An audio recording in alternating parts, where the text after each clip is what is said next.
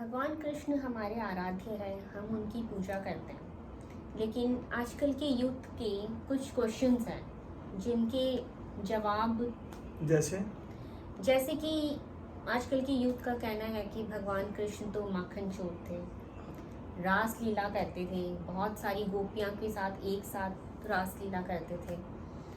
फिर वो जब गोपियां नहाती थी तो उनको चोरी चोरी देखते थे, उनका वस्त्र हरण कर लेते थे और युद्ध के मैदान से भाग गए और अर्जुन इसलिए को उनका नाम बोला, रणछोड़ पड़ा।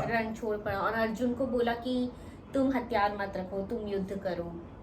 और जो पहले तो युद्ध में बहुत सारी रणनीति होती थी, लेकिन भगवान कृष्ण उन नीतियों को पूरा ही चेंज कर दिया, तोड़ मोड़ो करके जैसे भी युद्ध जीतना है। अब देखिए, ये बताइए आप मेरे को, सबसे पहला विषय है कि भगवान कृष्ण माखन चोरी करते थे। हाँ, तो माखन चोरी करते थे उस समय भगवान की जो एज थी और गोपियों की एज थी, माखन फोड़ दे मटके से है, तो एज सेम थी क्या? नहीं, सेम तो नहीं थी, तो गोपियां बड़ी थी। तो एक बात एकदम दिमाग से निकाल दीजिए, रासलीला जो वर्ड आता है ना कि हाँ। भूतों के साथ एक साथ, तो गोपियां जो थी वो कृष्ण जी की गर्लफ्रेंड नहीं थी। अच्छा, हमारे दिमाग में तो यही था कि कृष्ण भगवान की इतनी गर्लफ्रेंड्स इतनी गर्लफ्रेंड्स है या हाँ, फीमेल फ्रेंड है, हाँ, बहुत जन होता है। हाँ। लेकिन जब भगवान श्री कृष्ण से इतनी बड़ी है, डबल एज की भी है, कृष्ण 5 साल के हैं तो 15-20 साल वाले भी है, तो ये कॉन्सेप्ट तो हटा दीजिए। गो अलग जो है, गोपालक माने गाय पालने वाले, उनकी बेटियां गोपियां हैं, अच्छा, वो सेवा करती है। अब रही बात मक्खन चुराने की या मक्खन फोड़ने की, तो एक बात समझिए कि कहते हैं कि उस समय कंस जो है वो जबरन वसूली करता था मक्खन की, जो मेरे को देना पड़ेगा। और कृष्ण जी का एक चैलेंज टाइप मान लीजिए या सामाजिक न्याय के हिसाब से वो मटकी फोड़ देते थे और वो माखन यहीं रह जाता था। फूटा हुआ माखन वेस्ट हो गया ऐसा तो नहीं है। हाँ, जो खाने वाले हैं, कृष्ण जी के मित्र हैं, ये इन गोपियों के घर के बच्चे भी हैं। हाँ, तो एक तो ये हो गया सामाजिक न्याय का प्रतीक है। दूसरा है कि नटखटपन या बाल लीलाएं बोलते हैं ना, तो वो बाल लीला है, भुआ भतीजे का भी हो सकता है, सेम एज वाले तो है नहीं, नहीं, भाई बहन का भी हो सकता है, हमारा फ्रेंड है, हमारा भी हो सकता है। हाँ। तो इस प्रकार से इसमें कहीं भी चोरी वाला कॉन्सेप्ट नहीं है।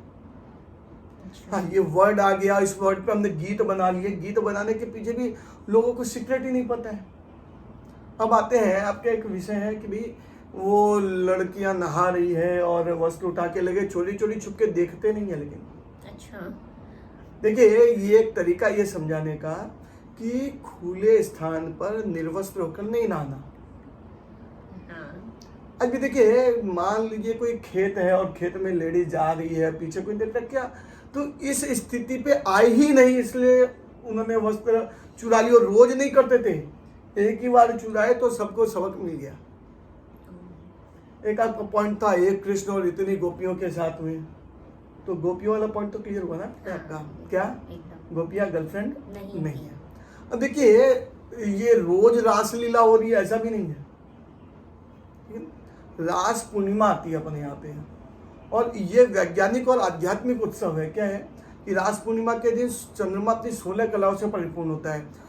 हम लोग अनेक स्थान पर देखते हैं कि खीर रखते हैं, चंद्रमा के सामने खाते हैं। हाँ, तो ये समझिए, इसके पीछे वैज्ञानिक एस्पेक्ट है। उस दिन चंद्रमा अपनी 16 कलाओं से परिपूर्ण है, हमें शारीरिक लाभ मिलेगा चंद्रमा की किरणों का। तो इसलिए भगवान श्री कृष्ण बीच में और चारों तरफ गोपियां हैं। कहते हैं ना, हर गोपी के साथ में कृष्ण है, तो हर गोपी के साथ में कृष्ण है। क्यों? कृष्ण सेंटर में है और गोपियां सराउंडिंग में है। कभी ये आ गया, कभी जैसे आज गरबा होता है ना, हाँ, उस प्रकार से एक रास एक कला थी, और उस तरह से नृत्य है। नृत्य है, इसमें कहीं भी काम वासना का कोई लेन देन नहीं, नहीं है। तो अनेक लोग सोचते हैं, इस कॉन्सेप्ट को हमको क्लियर करना चाहिए। फिर आपका एक पॉइंट है कि भाई भगवान कृष्ण रण छोड़कर भाग गए, रण छोड़। हाँ, तो देखिए, जब जरासंध से युद्ध हुआ था, उस समय काल यवन नाम का एक असुर था उनके जरासंध के साथ में, और उसको ये वरदान था कि कोई भी चंद्रवंशी सूर्यवंशी उसे मार नहीं सकता, अस्त्र शस्त्र उसे मार नहीं सकते हैं। अब युद्ध में जब जरासंध के साथ है और इसको परास्त करना है, तो क्या करना है?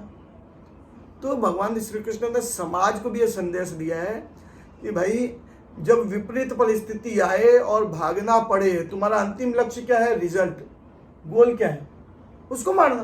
हाँ। तो वो गुफा की तरफ भागे। गुफा में मूकचंद नाम का एक व्यक्ति सोया हुआ है और उसे यह वरदान था कि यदि कोई उसे नींद से जगा देगा, वो देखे तो भस्म हो जाएगा सामने वाला। अच्छा। वो दौड़ के गुफा में गए, अपना पीताम्बर मूकचंद के ऊपर डाल दिया और कालियोन को लगा कि यही कृष्ण है। वो जैसे ही उठाता इनके देखते के साथ भस्म हो गया। तो अंतिम गोल क्या था, वो आपने अचीव किया। हाँ। अब जैसे मान लीजिए ये महाभारत के युद्ध में भी बहुत सी अननीति की, ऐसा है ना, अनीति की। तो यहाँ भी फिर वही आता है कि धर्म रक्षा के लिए, धर्म की पुनर्स्थापना के लिए क्या आवश्यक है वो करना है। और अनीति तो कौरवों ने नहीं किया। क्या हाँ। अर्जुन के पुत्र को कैसे मारा, वो अनीति नहीं थी। और भगवान ने एक ये भी बताया कि भाई मेरा प्रण था कि मैं अस्त्र नहीं उठाऊंगा, तो अपना सुदर्शन नहीं निकाले, चक्का उठाया, उसको अस्त्र के रूप में उठाया। एक तो प्रण था मैं अस्त्र नहीं उठाऊंगा, तो वैसे सुदर्शन नहीं निकाला, तीर वाले नहीं निकाला, इसको अस्त्र के रूप में उठाया। तो ये भी संदेश है समाज को कि हमारे पर्सनल प्रॉमिस ईगो से बड़ा जो है वो गोल होता है। हमारे छोटे से ईगो के लिए बड़ा गोल इफेक्टेड नहीं होना चाहिए। देखिए दुर्योधन को जब मरवाए, अहो मंजले भैया, ऐसा तो भाई दुर्योधन का मरना आवश्यक है। और उसकी काट नहीं है, किसी को पता नहीं, तो क्या करना। इसकी आवश्यकता थी। भगवान ने धर्म स्थापना के लिए जो किया वो अति आवश्यक था। और आपके जो क्वेश्चन है ना, इन क्वेश्चन का आंसर पूरे समाज को मिलना चाहिए। मिलना चाहिए। कल जन्माष्टमी में जब भगवत गीता की बात तो सब करते हैं, लेकिन मन में ये संशय रह जाते हैं। तो हमें भगवत गीता भी पढ़नी है, हमें भगवान कृष्ण के भक्ति एंगल को भी देखना है, लेकिन साथ साथ इन दृष्टिकोण को देखना अति आवश्यक है। बोलिए भगवान कृष्ण की जय।